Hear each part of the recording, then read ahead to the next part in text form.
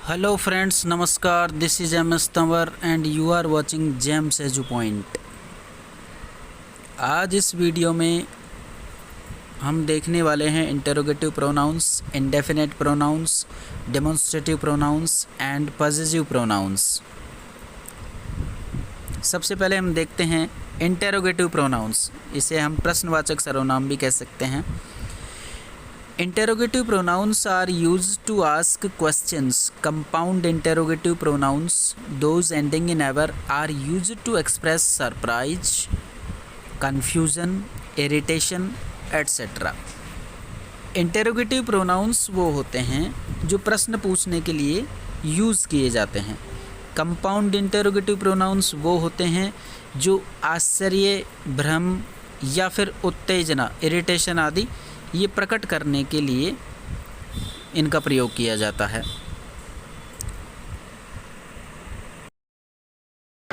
इसमें ध्यान देने वाली बात ये है कि कंपाउंड इंटरोगेटिव प्रोनाउन अगर है तो वो एवर शब्द के साथ में आएगा, यानी कि उसके साथ में एवर जुड़ा हुआ होगा। और जो इंटरोगेटिव प्रोनाउन है साधारण, उसमें एवर नहीं जुड़ा हुआ होगा। चलिए अब हम इनकी लिस्ट देखते हैं। List of interrogative pronouns. सबसे पहले है what, which, whatever, whichever, who, whom, whoever, whomever। ये इंटरोगेटिव प्रोनाउंस की लिस्ट हो गई। तो इसमें हम देखते हैं कि जो WH वर्ड हैं, उस तरह के जो वर्ड्स इसमें आ रहे हैं वो उनका यूज़ किया जाता है। तो ये एक छोटी सी इनकी लिस्ट हो गई। इनकी लिस्ट को आप चाहो तो नोट कर सकते हो ताकि आपको याद रहें। अब हम इनके एग्जाम्पल देखते हैं। सबसे पहले है who is there at the door. तो दरवाजे पर कौन है। हु यहाँ पर क्या हो गया, इंटरोगेटिव प्रोनाउन हो गया। अगला है व्हाटएवर आर यू डूइंग। तो यहाँ पर जो व्हाटएवर शब्द दिया गया है ये यहाँ पर इंटरोगेटिव प्रोनाउन है, क्योंकि ये प्रश्न सूचक शब्द है और एक नाउन के रूप में, एक नाउन की जगह पर यहाँ पर यूज़ किया गया है। इसी तरह है whom were you speaking to। whom यहाँ पर क्या है, इंटरोगेटिव प्रोनाउन है। whose dress is this। whose dress is this, ये ड्रेस किसकी है। तो यहाँ पर whose किसके के अर्थ में एज एन इंटरोगेटिव प्रोनाउन यहाँ पर यूज़ किया गया है। whoever came to the shop। whoever came to the shop, कौन यहाँ पर आया। अगला जो सेंटेंस है वो है which is your book। तुम्हारी पुस्तक कौन सी है। Who is making noise, कौन आवाज़ कर रहा है। यहाँ पर जो who है वो इंटरोगेटिव प्रोनाउन है। whichever came first, यहाँ पर कौन सा सबसे पहले आया। तो इसके कौन से के अर्थ में यहाँ पर whichever का यूज़ किया गया है।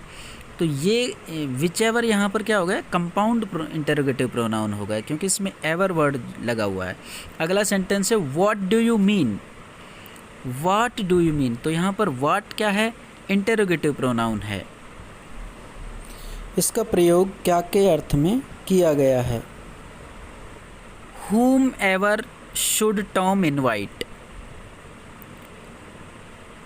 जिस किसी को भी टॉम को इनवाइट करना चाहिए था। तो यहाँ पर whomever ये क्या है, इसमें भी एवर वर्ड ऐड किया हुआ है। तो ये क्या बन गया, कंपाउंड इंटरोगेटिव प्रोनाउन बन गया।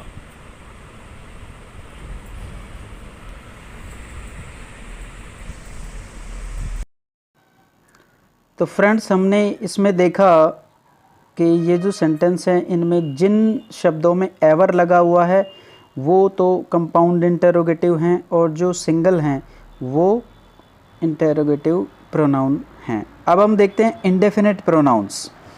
इंडेफिनेट प्रोनाउन की डेफिनेशन देखते हैं क्या होती है। An indefinite pronoun refers to an indefinite और जनरल पर्सन और थिंग। इंडेफिनेट प्रोनाउन होता है वो किसी अनिश्चित और सामान्य जो व्यक्ति या वस्तु होता है उसकी तरफ संकेत करता है, उसके संदर्भ में बात करता है। These pronouns refer to people in a vague and general meaning. ये प्रोनाउन क्या होते हैं? लोगों के संदर्भ में अस्पष्ट, वेग मीन्स अस्पष्ट, एंड जनरल मीनिंग यहाँ पर सामान्य अर्थ जो है रेफर करते हैं।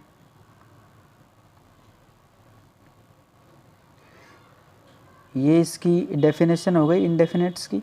अब हम इंडेफिनेट प्रोनाउन की लिस्ट देखते हैं।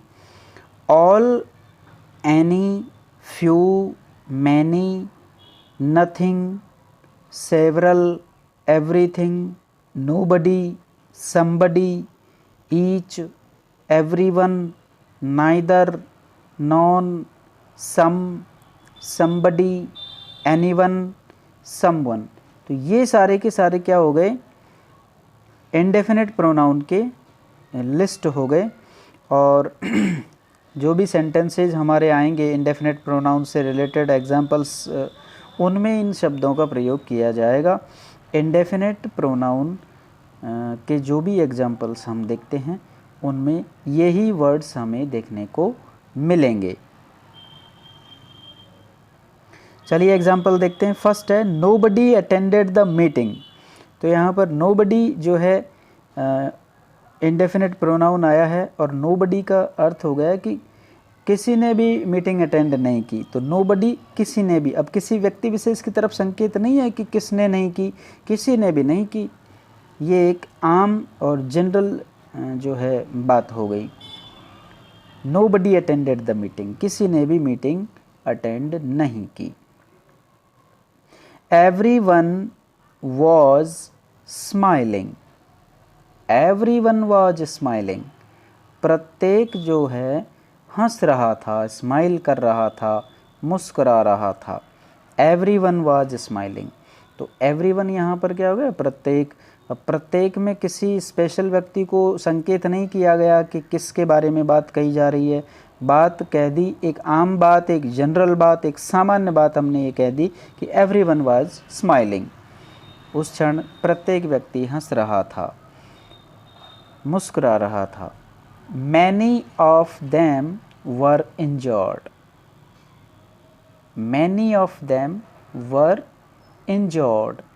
उनमें से बहुत से, मैनी यानी अनेक, उनमें से अनेक जख्मी हो गए, इंजर्ड हो गए, है ना। तो मैनी ऑफ देम यहाँ पर जो मैनी वर्ड है ये क्या है? इनडेफिनेट प्रोनाउन है। मैनी, अनेक लोगों के संदर्भ में इसका प्रयोग किया गया है। मैनी यानी अनेक।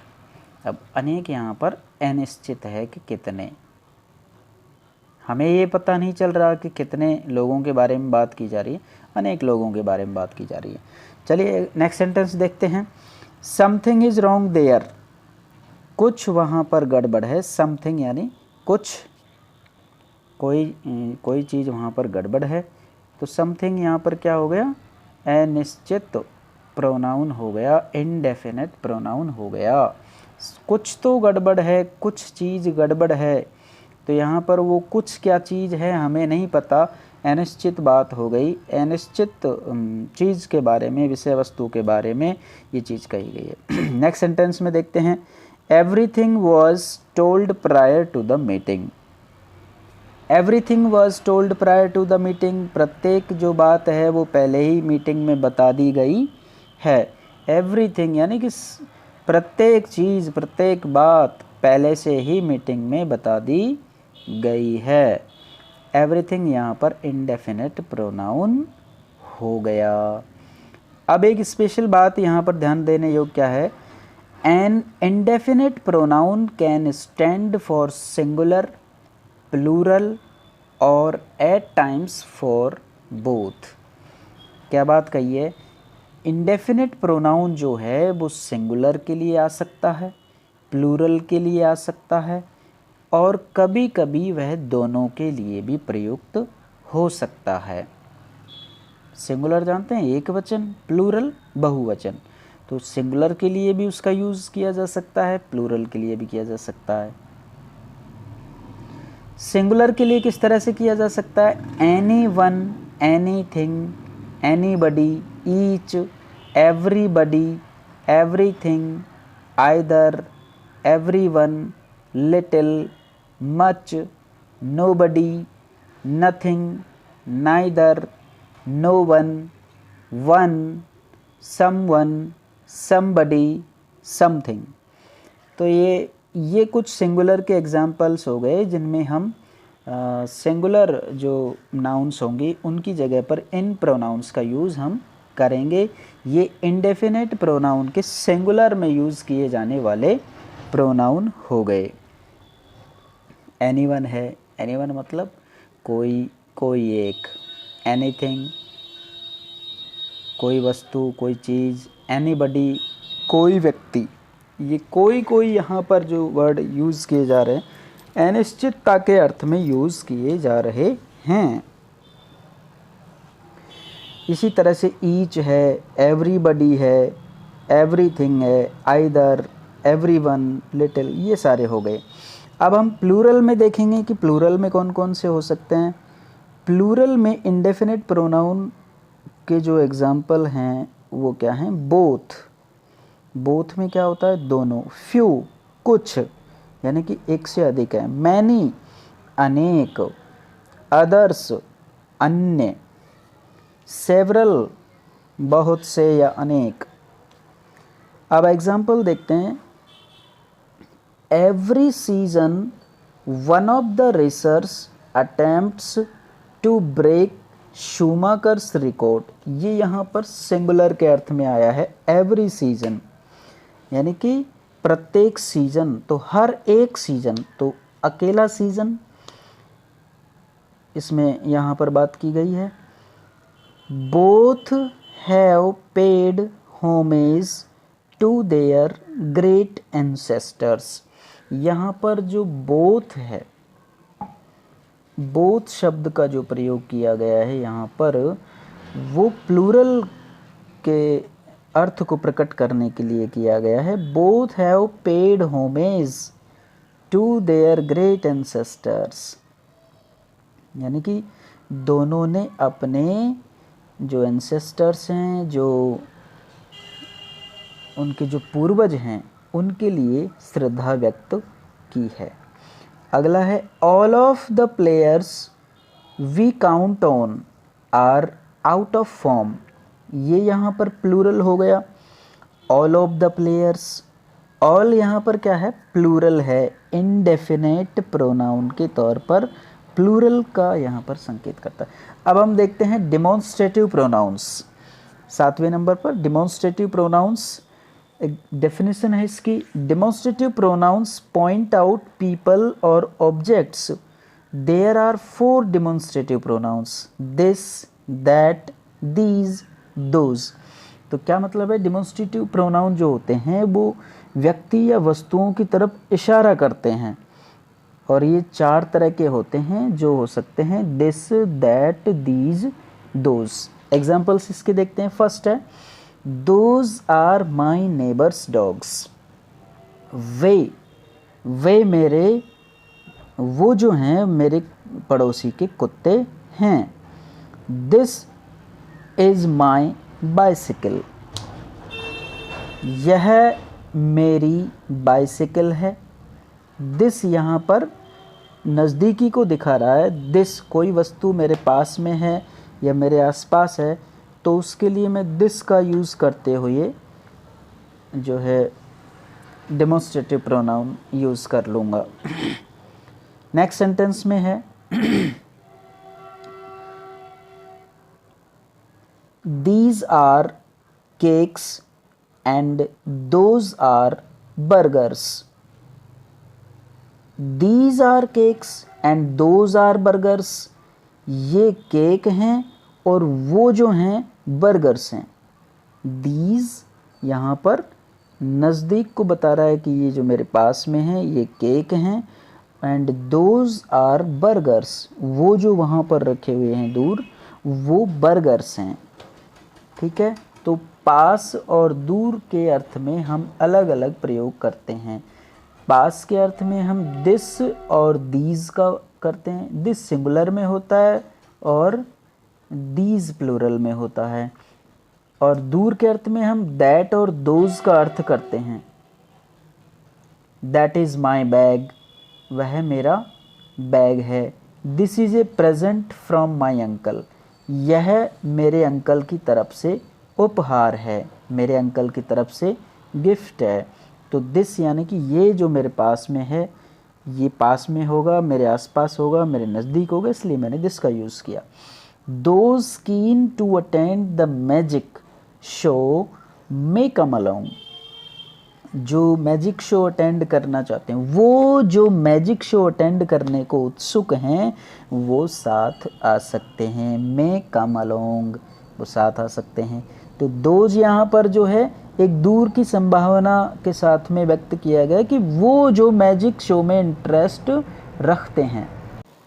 चलिए नेक्स्ट सेंटेंस देखते हैं। That is the sound of A factory siren, वह साउंड जो है फैक्ट्री सायरन की है। फैक्ट्री में कोई सायरन बज रहा है, उसकी आवाज़ है।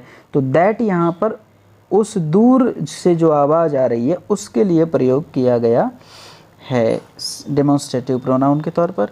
Are those your classmates, are those your classmates, तो दोज यहाँ पर जो है क्लासमेट्स के लिए आया है। उन क्लास वो क्या तुम्हारे क्लासमेट्स हैं, वो दोज यानी वो जो दूर हैं, वो जो कहीं दूर खड़े हैं या दूर जो स्थित हैं तुम्हारे क्लासमेट्स, उनकी तरफ संकेत की करके कहा जा रहा है कि क्या वो तुम्हारे क्लासमेट्स हैं।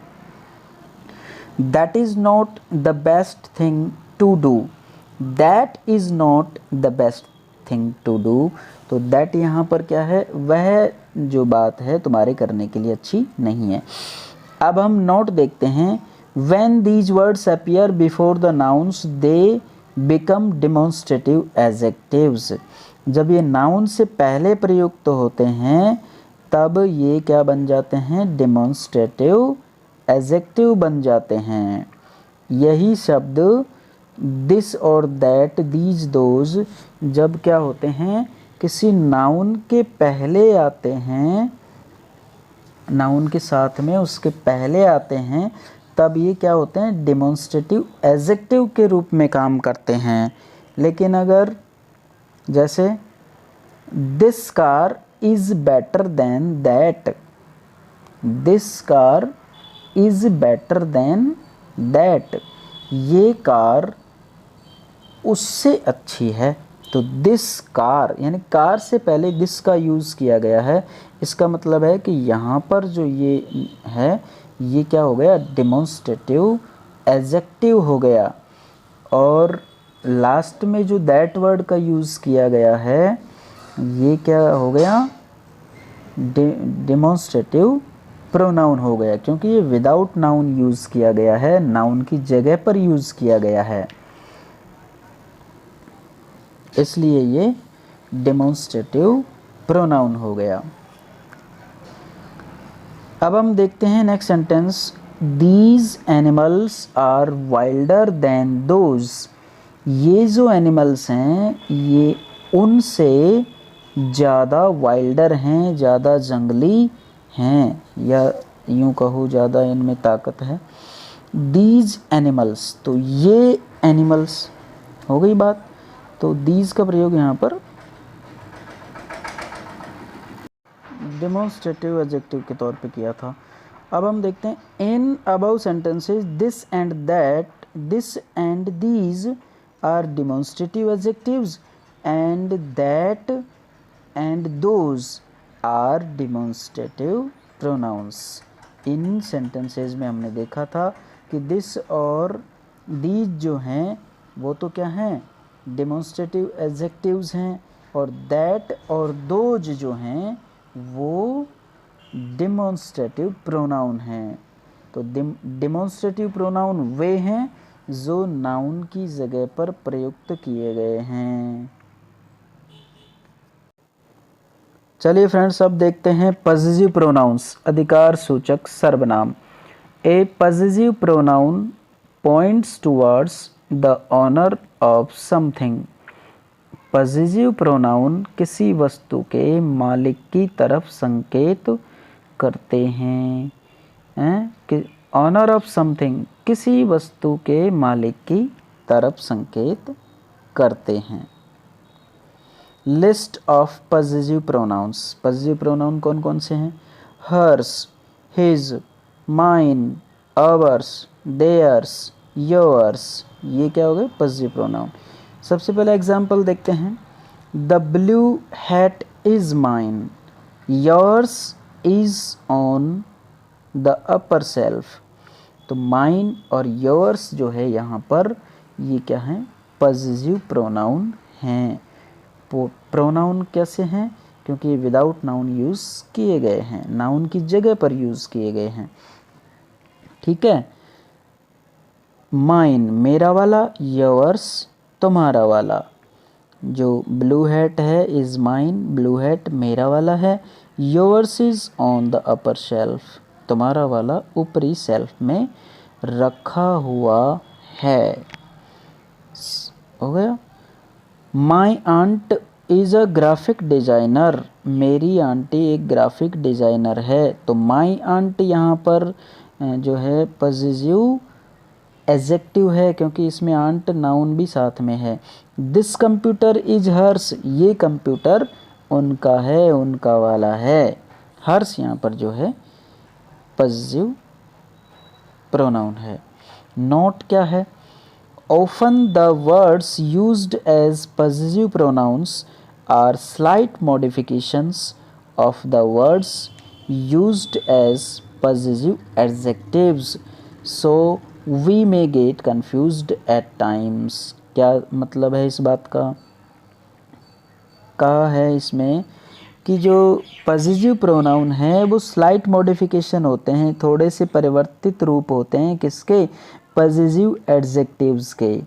इसलिए हम इनमें भ्रमित भी हो सकते हैं कभी कभी। तो positive pronouns are used in place of nouns. Pronoun वही है जो नाउन की जगह पर आएगा, प्रोनाउन वही है जो बिना नाउन के आएगा। Okay. And positive adjectives modify और describe nouns.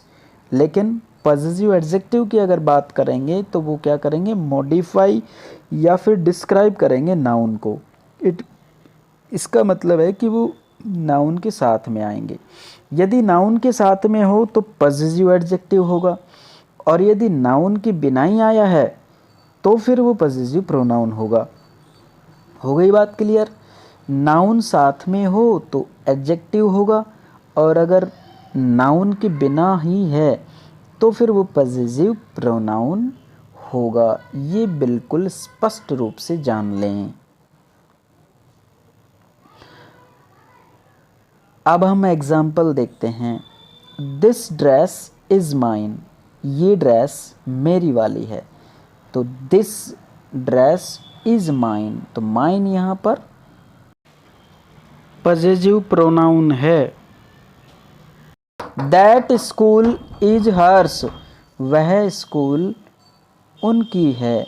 This house is theirs, ये घर उनका वाला है। यानी कि ये उनका है, संबंध किसका है?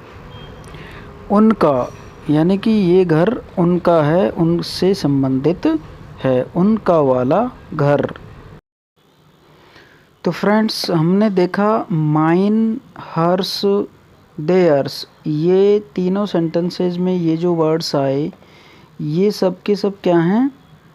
पॉजिटिव प्रोनाउन हैं, क्योंकि ये नाउन की जगह प्रयोग किए गए हैं। पहले सेंटेंस में हमने देखा माइन जो है वो पॉजिटिव एडजेक्टिव है, सॉरी पॉजिटिव प्रोनाउन है, जबकि this dress, this is my dress, तो माई यहाँ पॉजिटिव एडजेक्टिव है।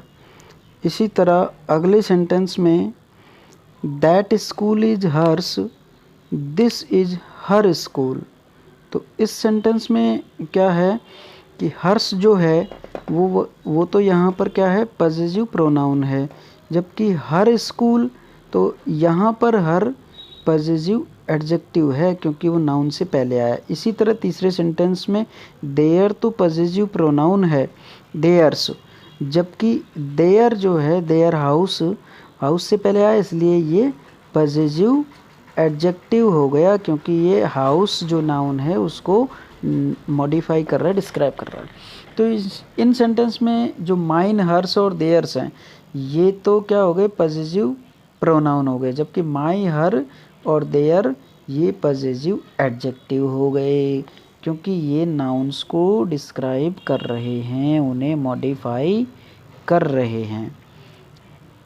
तो अंतर हमें बिल्कुल समझ में आ गया कि जो प्रोनाउन है वो तो नाउन के बिना आएगा और एडजेक्टिव है वो नाउन के साथ आएगा।